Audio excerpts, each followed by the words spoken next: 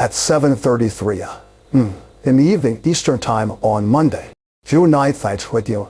A United States Army IH-60 for Apache attack helicopter went down in the Strait of Hormuz. Within hours, President Trump said plainly that Iran had shot it down.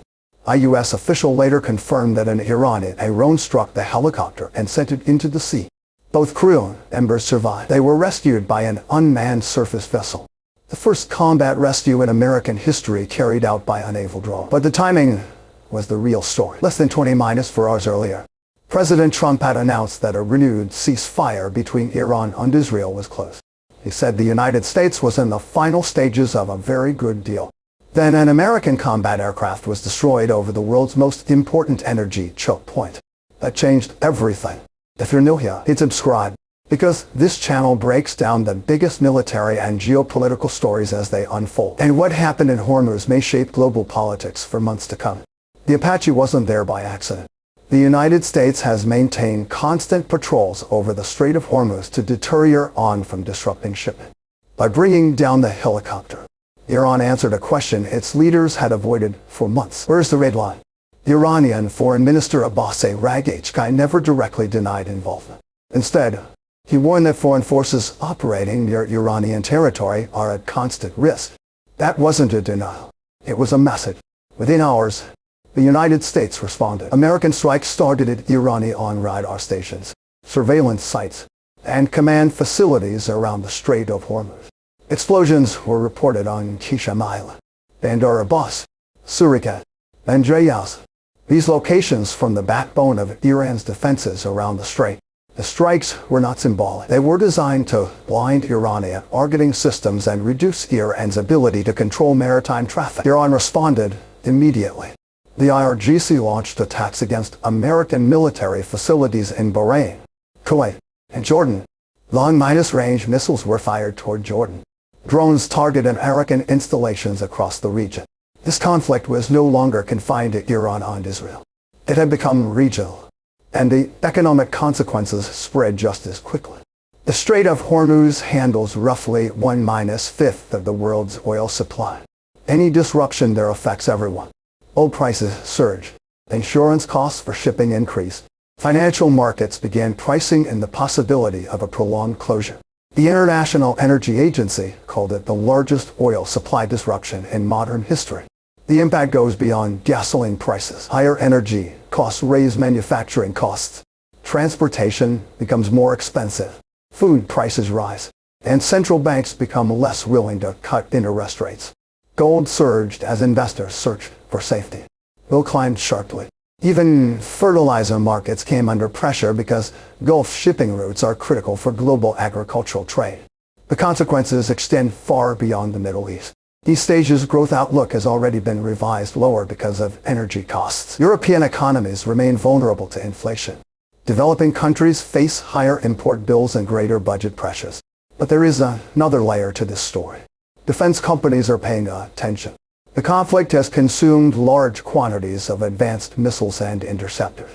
Replacing those weapons will require years of production. Backlogs are growing. Military spending is increasing.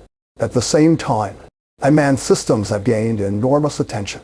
The rescue of the Apache crew by an unmanned vessel highlighted something important.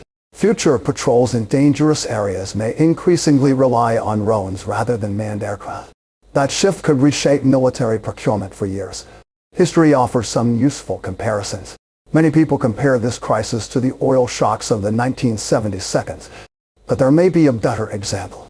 During the tanker war of the 1982, Iran and Iraq attacked shipping in the Gulf in an effort to damage each other's economies. Insurance costs exploded. Global markets became volatile. Eventually, the United States intervened to protect shipping. Another comparison is the Suez Crisis of 1956. The key lesson from that conflict was simple. Whoever controls the choke point gains leverage. Military victories elsewhere matter less if global commerce remains disrupted. But today's crisis is different from both examples.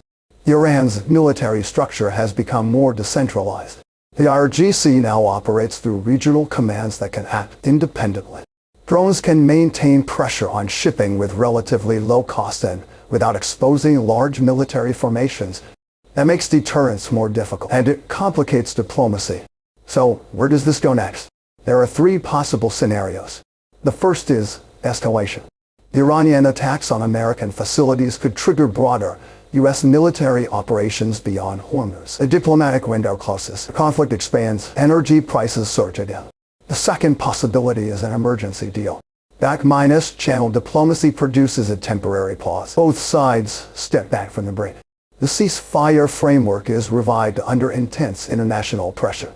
The third scenario is an external shock. A major tanker attack or strike on Gulf energy infrastructure sends oil prices sharply higher. The economic damage becomes so severe that both sides are forced to negotiate, regardless of political considerations. Right now, nobody knows which path is most likely, but the data points are troubling. A helicopter was shot down less than 20-4 hours after the most optimistic ceasefire announcement of the conflict. Iran responded to limited American strikes by expanding attacks across the region. The Strait of Hormuz remains under pressure, and there is still no verified mechanism to reopen it fully. That doesn't describe a conflict moving toward resolution. It describes a conflict in which both sides have fundamentally different ideas of what peace actually looks like. And sitting at the center of it all is a narrow waterway that carries around 20% of the world's oil. What happens next won't stay in the Middle East. It will show up in energy bills, in inflation reports, in food prices, and financial markets around the world. So here's my question for you. Do you think this crisis ends through military escalation, emergency diplomacy, or economic necessity? Let me know in the comments below, because the answer may determine not only the future of the Middle East, but the direction of the global economy itself.